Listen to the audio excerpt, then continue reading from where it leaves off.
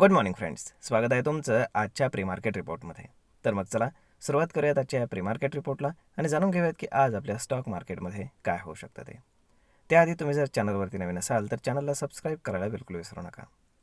तर मग चला सुरुवात करूयात आजच्या व्हिडिओला. मित्रांनो, काल रात्री जर आपण US मार्केट जर पाहिलं तर US मार्केट हे थोडंसं मिक्स क्लोज झालं आहे. त्यांचे दोन इंडेक्स म्हणजे S&P 500 आणि डाऊ जोन्स हे ग्रीनमध्ये क्लोज आहेत, परंतु नॅसडॅक म्हणजे जो टेक्नॉलॉजी इंडेक्स आहे तो मात्र रेडमध्ये क्लोज आहे, परंतु मार्जिनली रेडमध्ये जास्त नाही आहे.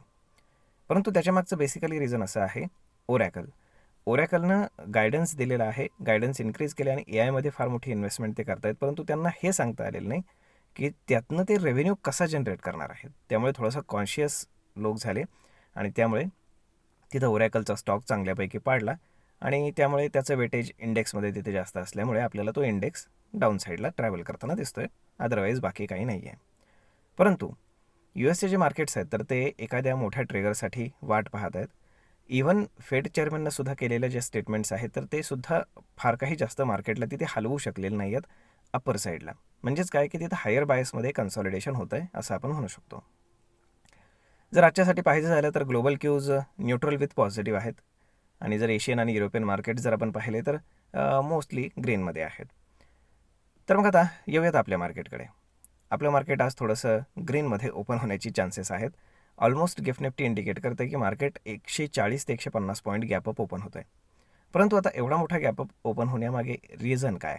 तर काल संध्याकाळपर्यंत तर सगळं ठीक होतं, परंतु रात्री पंतप्रधान मोदी आणि डोनाल्ड ट्रम्प यांनी फोनवरती बातचीत केलेली आहे आणि पंतप्रधान मोदींनी तसं स्वतः ट्विट करून सांगितलेलं आहे की त्यांच्यामध्ये जे ट्रेड ॲग्रीमेंट्स वगैरे आहेत त्या संदर्भामध्ये डिफेन्सबद्दल चर्चा झालेली आहे आणि ते सगळं पॉझिटिव्ह वेमध्ये आहे.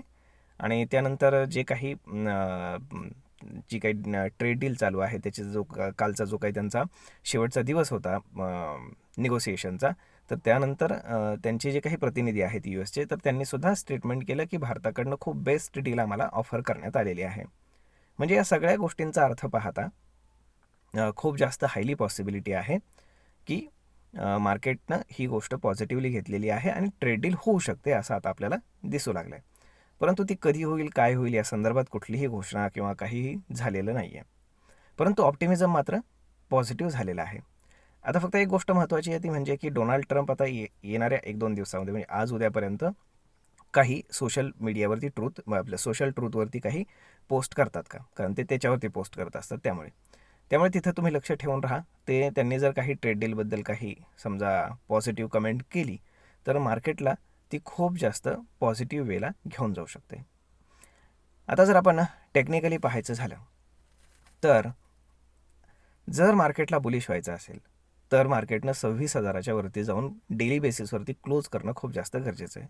म्हणजे जे पुढचे डोर्स आहेत 26,200 ते 26,300 हे डोर्स पुन्हा ओपन होतील. अदरवाईज मार्केट कन्सॉलिडेट करत राहील की ज्याला हायर साईडला पहिला हार्डल राहील 26,000, त्यानंतर 26,100, 26,300 आणि डाऊन साईडला 25,800, 850 या लेवलला मार्केट सातत्यानं आपल्याला सपोर्ट घेताना दिसतंय. ओके, त्या दरम्यान स्टॉक स्पेसिफिक ॲक्शन मात्र चालू राहील. आता RBIकडनं सुद्धा एक न्यूज आली आहे, ते म्हणजे काही नवीन नियमांमध्ये बँकिंग सेक्टरला त्यांनी थोडेसे नवीन नियमांमध्ये इझिंग दिलेलं आहे, जी गोष्ट अगेन बँकिंग स्टॉकसाठी पॉझिटिव्ह आहे.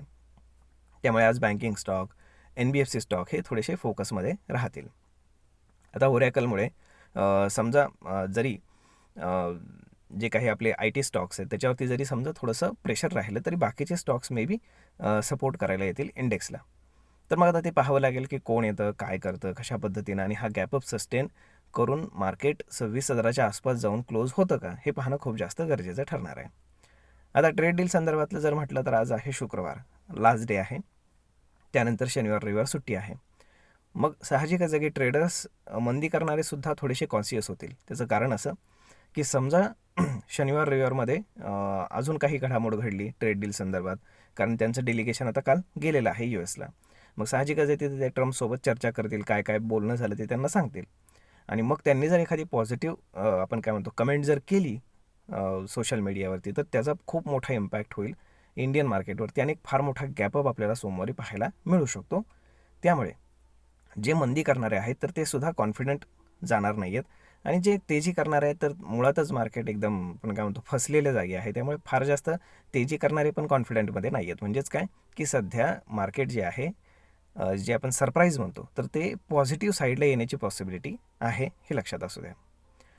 परंतु ही पॉझिटिव्हिटी फक्त एक आठवडाभर टिकण्याची पॉसिबिलिटी आहे. त्याचं कारण असं की एक गोष्ट लक्षात ठेवा की जपानची जी सेंट्रल बँक आहे तर ते रेट हाईक करण्याची पॉसिबिलिटी आहे आणि त्यांची मीटिंग आहे 19 तारखेला, म्हणजे नेक्स्ट शुक्रवारी. आणि 19 तारखेला म्हणजे ऑलमोस्ट 90% to 95% चान्सेस आहेत की ते रेट हाईक करतील.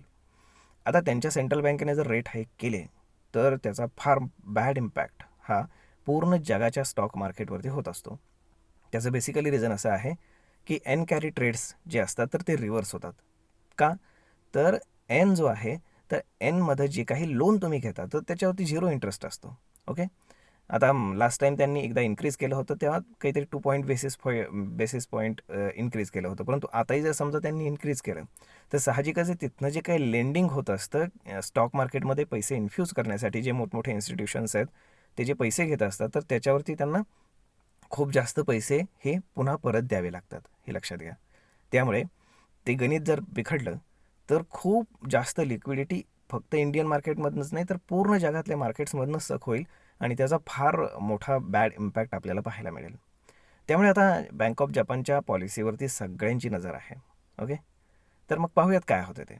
तर तोपर्यंत माझा सल्ला पर्सनली असा राहील, जर तुमचे स्टॉक्स प्रॉफिटमध्ये आले US इंडिया ट्रेड डीलच्या ऑप्टिमिझममुळे तर नेक्स्ट शुक्रवारी जी काही बँक ऑफ जपानची मीटिंग आहे सेंट्रल बँकेची त्याच्या आधी तुम्ही आपलं प्रॉफिट बुकिंग करून ठेवावं, जेणेकरून तुमच्या हातामध्ये कॅश असेल. जर समजा निगेटिव्ह साईडला सरप्राईज आलं तर मग त्या ठिकाणी तुम्ही पैसे डिप्लॉय करू शकता.